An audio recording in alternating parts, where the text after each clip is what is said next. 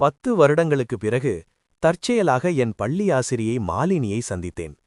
பல ஆண்டுகள் கடந்திருந்தாலும் அவர் முகத்திலிருந்த அந்த தெளிவும் வசீகரமும் குறையவே இல்லை.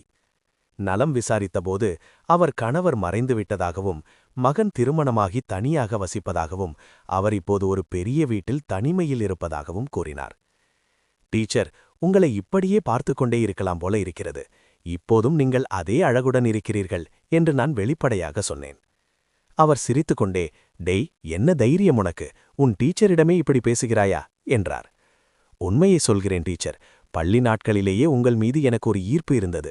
அது இப்போதும் என் மனதிற்குள் அப்படியே இருக்கிறது என்றேன். அவர் முகத்தில் ஒரு மெல்லிய வெட்கம் வந்து மறைந்தது. ஒரு சில நாட்களுக்குப் பிறகு அவர் எனக்கு அழைத்து, வீட்டில் யாரும் இல்லை, இன்று இரவு தனியாக இருக்கிறேன், வந்து பேசிவிட்டு போகிறாயா என்று கேட்டார். அவர் குரலில் இருந்த தனிமையின் ஏக்கம் எனக்கு புரிந்தது. நான் அவர் வீட்டிற்கு சென்றேன். அன்று இரவு பழைய நினைவுகளை பற்றி பேசிக் கொண்டிருந்தோம். அப்போது அவர் தன்னிச்சையாக, நீ என் மீது காட்டிய அந்த அன்பு எனக்கு ஆச்சரியமாக இருக்கிறது.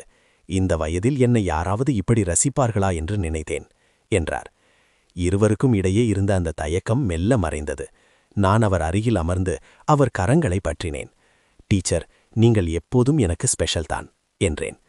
அறையில் நிலவிய அந்த அமைதியும் மழையின் சத்தமும் எங்களை இன்னும் நெருக்கமாக்கியது. அவர் அணிந்திருந்த சேலையின் நுனியை பிடித்தபடி அவர் தோள்களில் சாய்ந்தேன். அவர் என்னை தடுக்கவில்லை.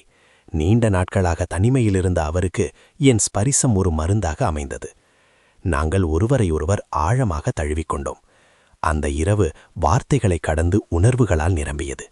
அவர் என்னிடம், இனி என்னை தனிமையில் விட்டுவிடாதே, உன்னுடைய இந்த அன்பு எனக்கு எப்போதும் வேண்டும் என்று உருகினார். வயதை கடந்த ஒரு புரிதலும் உடல் சார்ந்த நெருக்கமும் எங்களுக்குள் ஒரு புதிய பந்தத்தை உருவாக்கியது.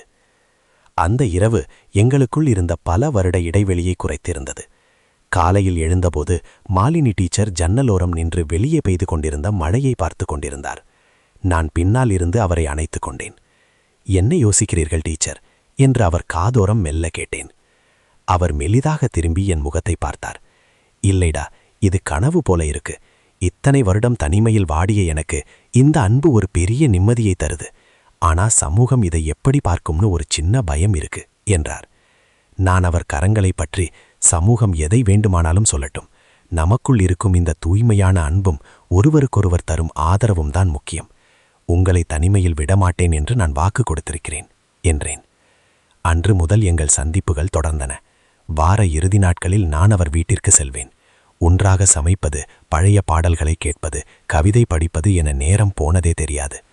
அவர் எனக்கு பிடித்தமான உணவுகளை சமைத்து போடுவார். நான் அவருக்கு தேவையான சின்ன சின்ன உதவிகளை செய்து கொடுப்பேன். அவர் ஒருமுறை சொன்னார், டே, நீ என் வாழ்க்கையில் வந்த பிறகுதான் எனக்கு மீண்டும் வாழ பிடிச்சிருக்கு. என் மகன் கூட என்னை ஒரு கடமையாகத்தான் பார்த்தான். ஆனா நீதான் என்னை ஒரு பெண்ணாக, ஒரு மனுஷியாக மதிச்சு நேசிக்கிற. நாங்கள் தனிமையில் இருக்கும் தருணங்கள் இன்னும் நெருக்கமானவை. அவர் மடியில் தலை வைத்து படுத்துக்கொண்டு அவர் சொல்லும் கதைகளை கேட்பதில் எனக்கு அலாதி சுகம். ஒரு நாள் மாலை மொட்டை மாடியில் அமர்ந்து நிலவை பார்த்து கொண்டிருந்த போது அவர் என் தோளில் சாய்ந்து கொண்டார். இந்த உறவு இப்படியே நீடிக்கணும்டா, நீ வேறொரு பெண்ணை திருமணம் செய்து கொண்டு போயிட்டா நான் என்ன செய்வேன் என்று தயக்கத்துடன் கேட்டார். நான் அவர் கண்களை பார்த்து, நீங்க இல்லாம எனக்கு வேறொரு வாழ்க்கை இல்லை டீச்சர், நீங்க தான் என் உலகம் என்று சொன்னபோது அவர் கண்களில் வழிந்த ஆனந்த கண்ணீரை துடைத்துவிட்டு ஒரு நீண்ட முத்தத்தால் அந்த தருணத்தை அழகாக்கினேன். வயது என்பது ஒரு வெறும் எண்தான் என்பதை எங்கள் காதல் நிரூபித்துக் கொண்டிருந்தது. அவர் எனக்காக தன்னை இன்னும் அழகாக பராமரிக்க தொடங்கினார். நான் அவருக்காக எதையும் செய்ய துணிந்தேன். உலகத்தின் பார்வையில் நாங்கள் ஒரு ஆசிரியர் மற்றும் மாணவனாக தெரிந்தாலும் 4 சுவர்களுக்குள் நாங்கள் ஒருவருக்கொருவர் உயிர் நண்பர்கள்.